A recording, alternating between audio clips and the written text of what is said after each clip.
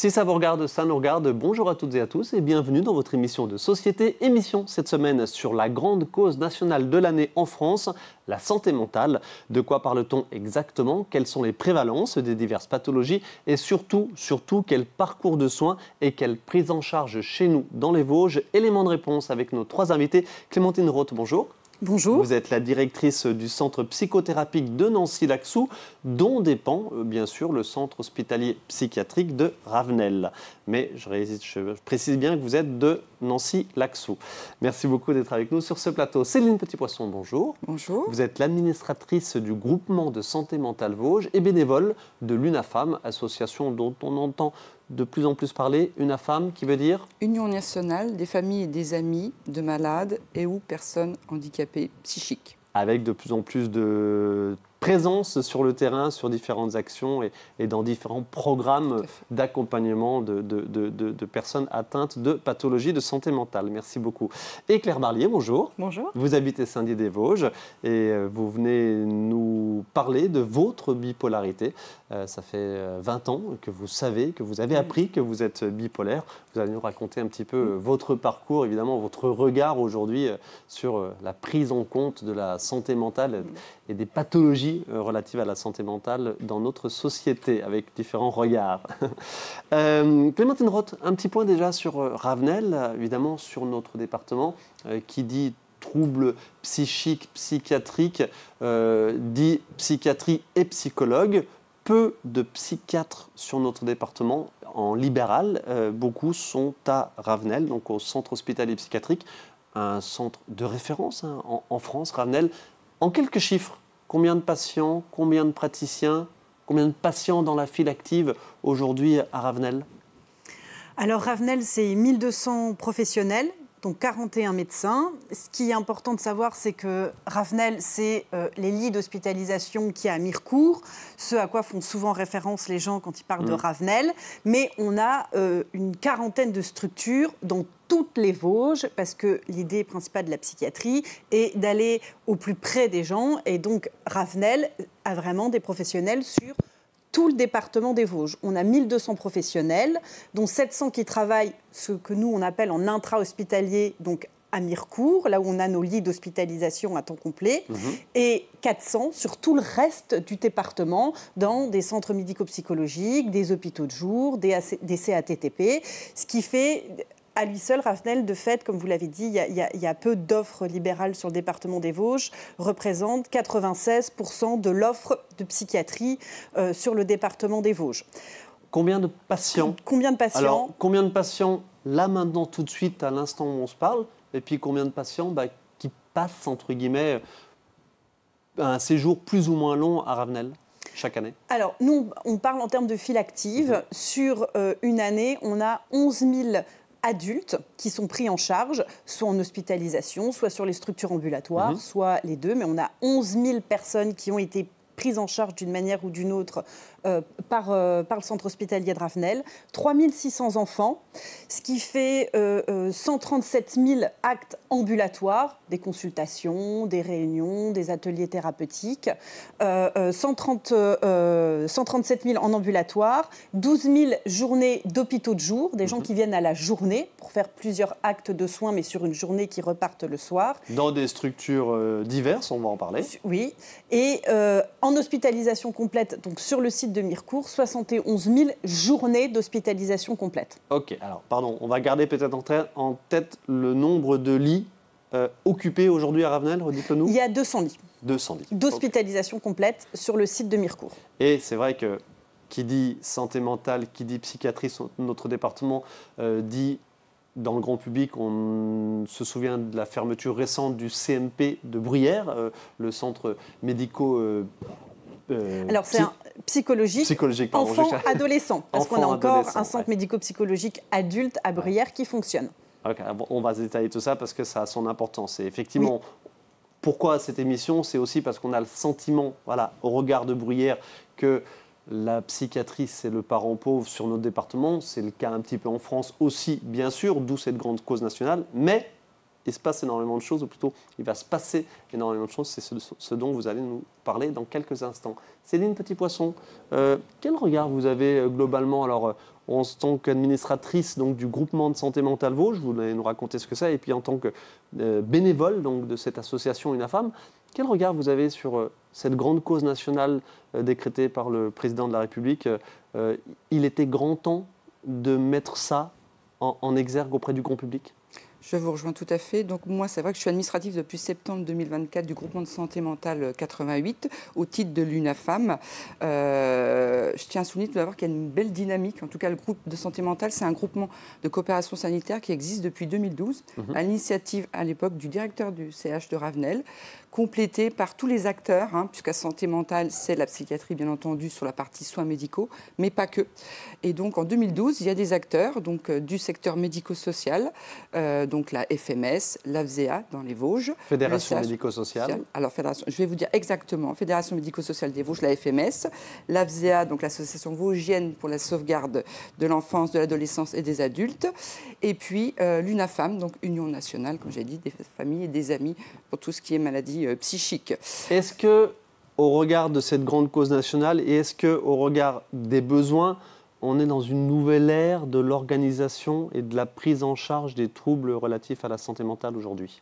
Alors aujourd'hui, ce groupement de santé mentale a pour vocation de fédérer les acteurs, comme je le disais, tous les acteurs privés, publics, acteurs médico-sociaux, sanitaires bien entendu, mais également d'être au plus près, je rejoins Madame Roth, du bassin de vie et d'aller vraiment sur des solutions plus innovantes face à un secteur aussi contraint, on le sait, en lien avec la désertification médicale. En lien avec les restrictions budgétaires qui touchent la santé en général, la psychiatrie peut-être en particulier, on va en parler. Voilà, tout à fait. Et c'est vrai que ce groupement fédère les acteurs et dans le cadre d'un projet territorial de santé mentale, c'est national. Chaque département dispose de ce qu'on appelle le PTSM, projet territorial de santé mentale, qui a été donc mis vraiment là en lumière en lien avec l'ARS. Je tiens à signaler aussi que l'ARS... L'Agence régionale de santé. Pardon, les acronymes. Pas de souci. L'Agence régionale de santé qui est vraiment très porteur dans les Vosges et vraiment a donc confié, c'est assez atypique, le pilotage de ce projet territorial de santé mentale qui comprend 8 axes majeurs sur la période de 2023-2028 avec certes des moyens financiers, alors qui ne sont jamais assez conséquents, mais qui permettent de travailler, je vous donnerai des exemples tout à l'heure concrets, pour venir en soutien puisqu'on on est un groupement, on n'est pas porteur de projet, mais on vient en tout cas en soutien notamment beaucoup de prévention et de sensibilisation. Et je trouve que là, il y a vraiment une dynamique avec quelques moyens, même si je vous dis ce n'est pas suffisant, qui se met en place dans les Vosges. Et je trouve que ça, je tiens à le souligner aujourd'hui, pour proposer aussi d'autres solutions et d'essayer des fois de combler les trous dans la raquette.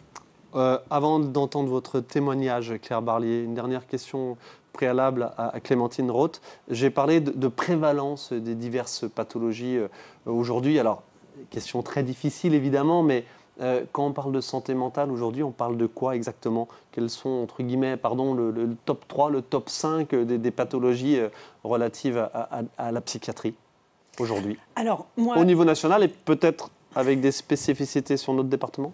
Alors, moi, je ne suis pas médecin, donc je ne suis pas la mieux placée pour répondre à la question sur la prévalence des maladies, mais on les connaît, la bipolarité, la schizophrénie, il peut y avoir des dépressions sévères. Ce qui est important, la santé mentale, et elle l'a bien dit en filigrane, Madame Petit-Poisson, nous, et quand vous parlez de moyens qui sont réduits, nous, on s'attache à Ravenel à se concentrer sur la psychiatrie, sur la maladie mentale. Mais c'est beaucoup plus large et c'est là où on a besoin de tous nos partenaires parce que la santé mentale, ça ne va pas juste être la pathologie où il y a besoin de soins psychiatriques médicaux. Il y a après tout le reste autour qui est le travail avec le secteur médico-social, le logement, l'insertion par l'emploi. Et c'est ça qui commence à faire la santé mentale.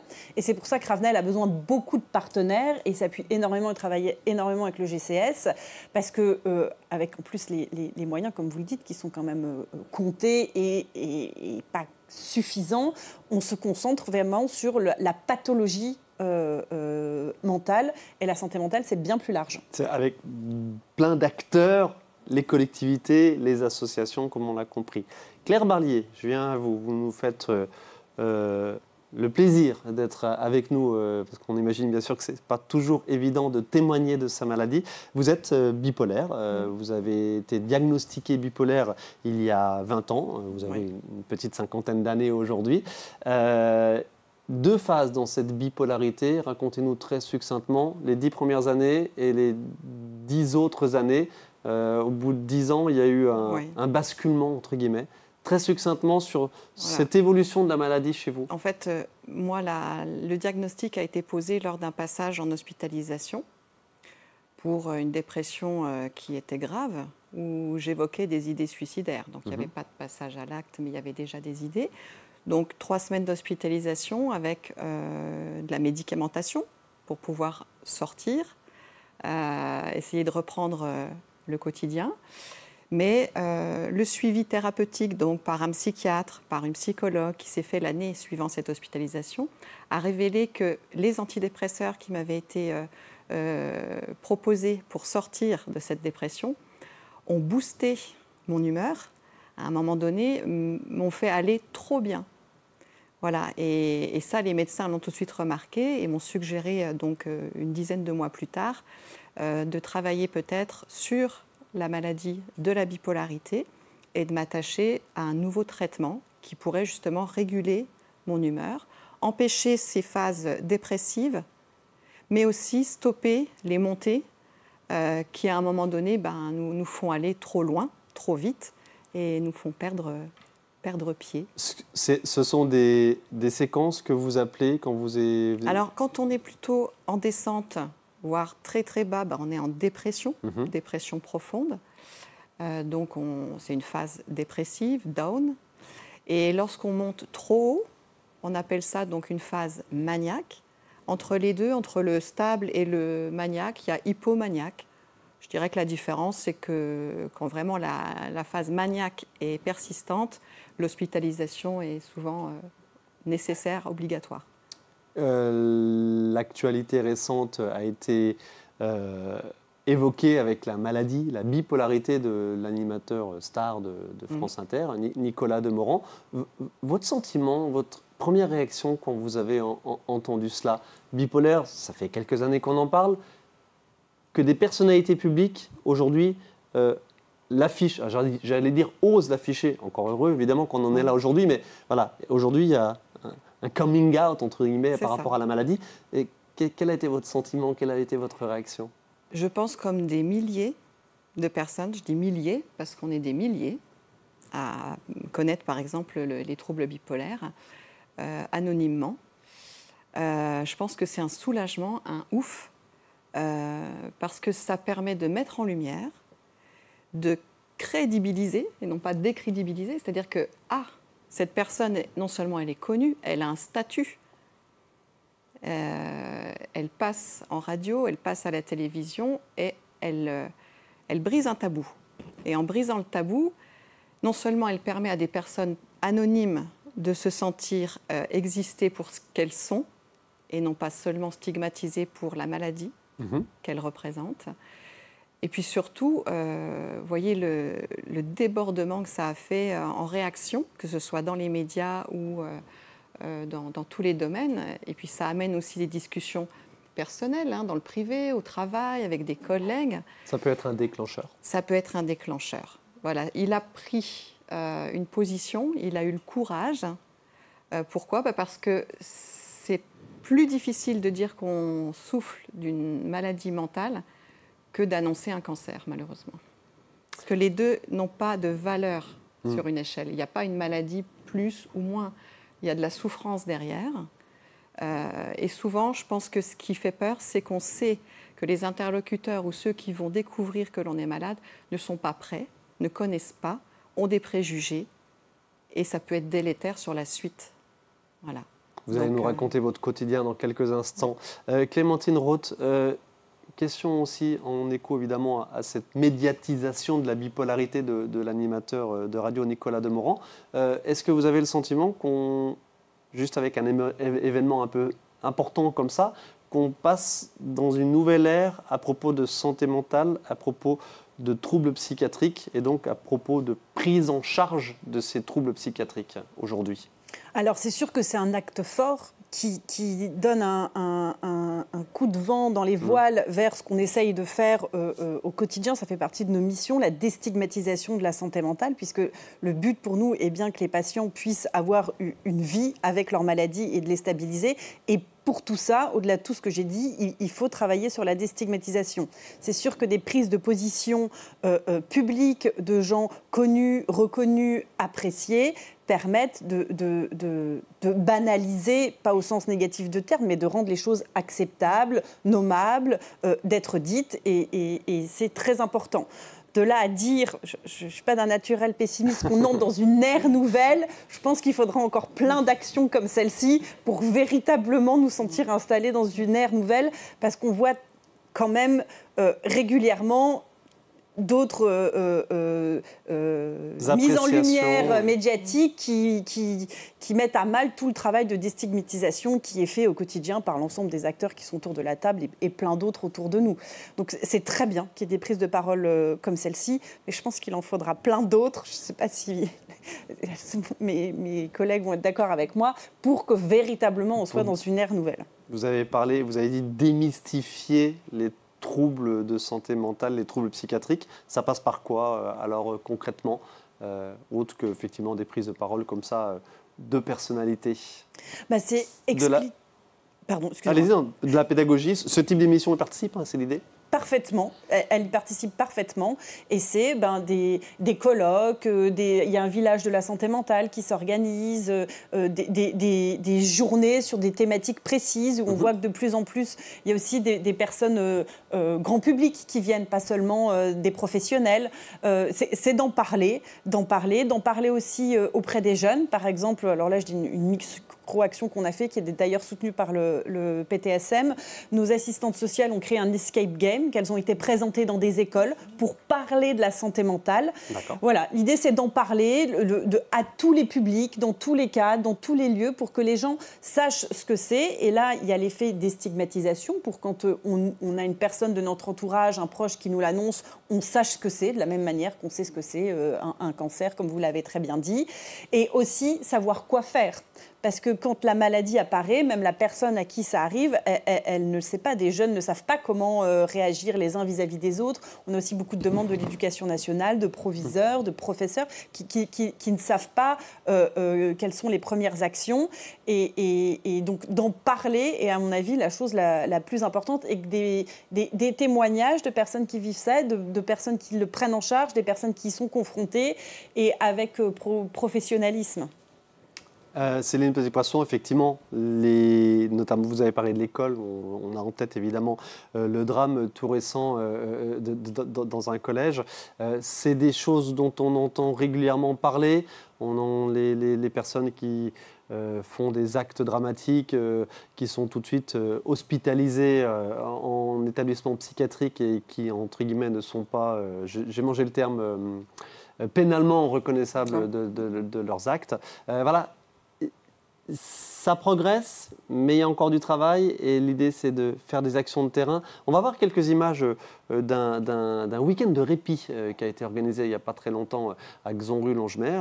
On y était pour faire un reportage. C'est des choses qui se font régulièrement. Alors là, c'est pour les aidants notamment, en l'occurrence les personnes qui sont au quotidien, alors d'une personne malade, d'une personne handicapée, d'une personne en souffrance psychique.